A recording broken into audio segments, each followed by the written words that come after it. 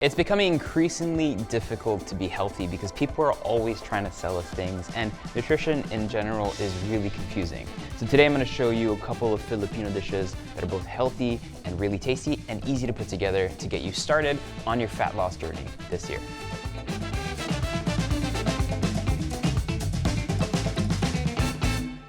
I am the #1 victim of food marketing. I am constantly craving things I see on Instagram, on YouTube, and I end up looking for those food and I end up overeating those foods as well. So that's why I like cooking at home, because I can be really in control of each and every ingredient that I put in my food.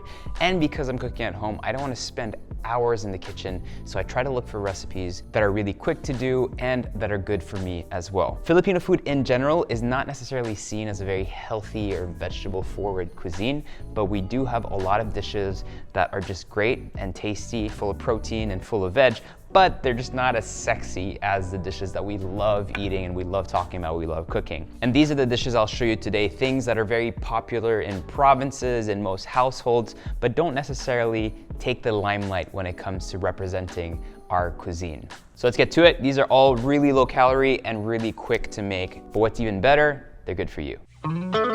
We have a lot of soups and dishes that use the tops of a lot of our favorite root crops or vegetables in the Philippines. Depending on where you go, they use different tops. The kamote top for me is one of my favorites. I've seen it used in laing, I've seen it used in soups. So today I'll show you my version of a Sinabawang Talbos ng kamote. Best part about all the dishes that we're doing today, all of them are quite inexpensive. They're all 100 pesos in terms of the portions that we're gonna be giving you. Cut up our tomatoes, then we're gonna chop up some sweet potatoes, red onion, fill your pot with water, and then we'll just bring everything to a boil together. Next, we're gonna add some bagoong for some seasoning. This could be the dish by adding the leaves once this is kind of cooked and good to go. And we're also gonna add some calamansi juice as well to it. But if you wanna add some protein, we can always add a cheap cut, kind of like ground chicken, and then we're gonna make like little dumplings or balls with them, and then we're gonna add that to our soup as well. The ground chicken will cook quite quickly in this format. We're gonna add a bit more bagoong, depending on how savory and salty you want it, as well as some calamansi juice, just to bring up the flavor profile. Our soup's pretty much ready. Our kamote leaves go in for about 2 to 3 minutes.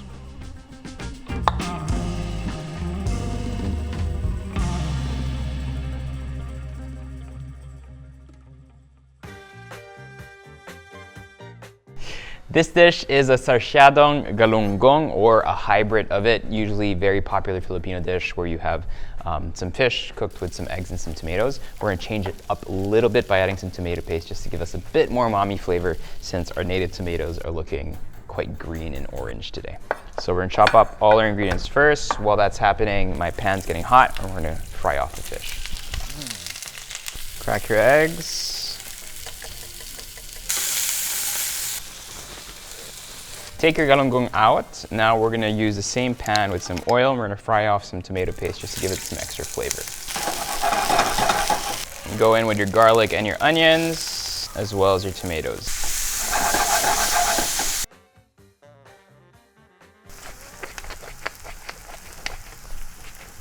Once everything is beautiful and caramelized, a little bit of water, fish goes back in.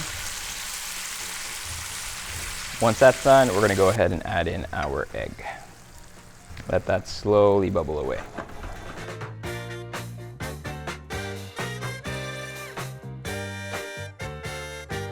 Let's give this a try. So the reason why I added these chicken like little dumplings in there is just so you can up your protein game. And with the cornstarch, it stays nice and bouncy. And here with your sweet potatoes, which is something you don't necessarily see in these kinds of soups, it also just adds a nice carbohydrate count. The taste, slight bagoong flavor, nice calamansi bite, and just really clean and comforting. Now let's try my version of a sarciadong. So usually you can have kind of like soupier versions of this. I like mine kind of like dryish, so it kind of resembles like a shakshuka. Eggs are beautiful, Let's have some of that galunggong. You could also do this with tinapa. You could also do this with tilapia. Any leftover fish you might have at home. And this, I have to admit, would be way better with rice. They're super complimentary.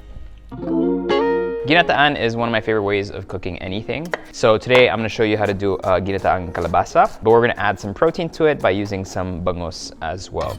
Garlic, onions. Okay, let's sear this off with some oil. Kalabasa.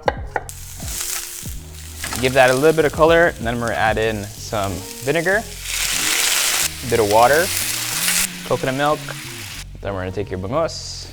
We're just gonna use the tail here, a bit of fish sauce to start, and we'll add a little bit more later.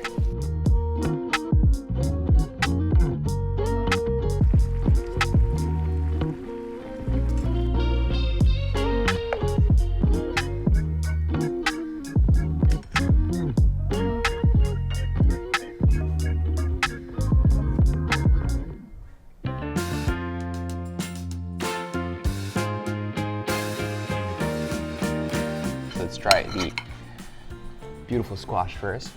Squash, especially when I'm looking for fat loss, is one of my favorite vegetables to eat because it's just so filling. I put some chili oil in there for some color, but also just to make it really look nice.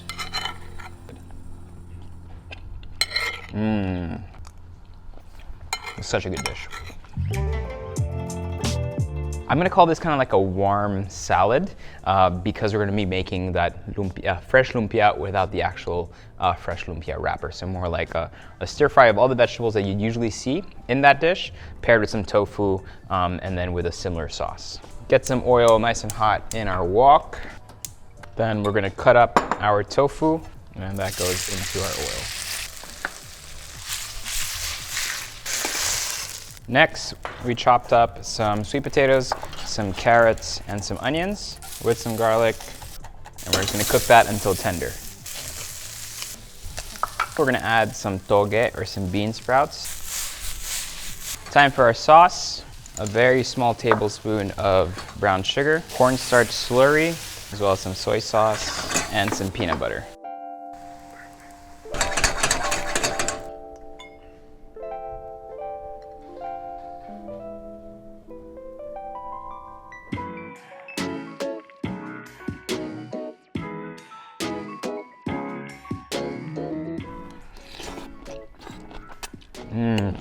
Sauce-wise, it kind of reminds me of Indonesian gado-gado salad.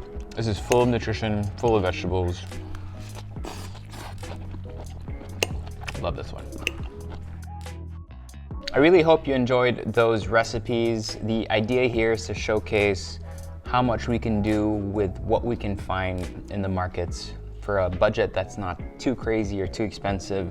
Good, healthy food doesn't have to be extremely tasty, extremely fatty, extremely delicious.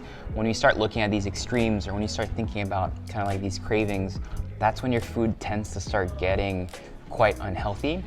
If you're trying to be conscious about what you're eating, be really conscious and aware of it by discriminating the ingredients that are putting in and making sure you know exactly what ingredients are coming in, and ideally in the amounts that they're coming in, because that will help guide you moving forward. And remember that health shouldn't just be a priority in January, but it should be for the rest of your life.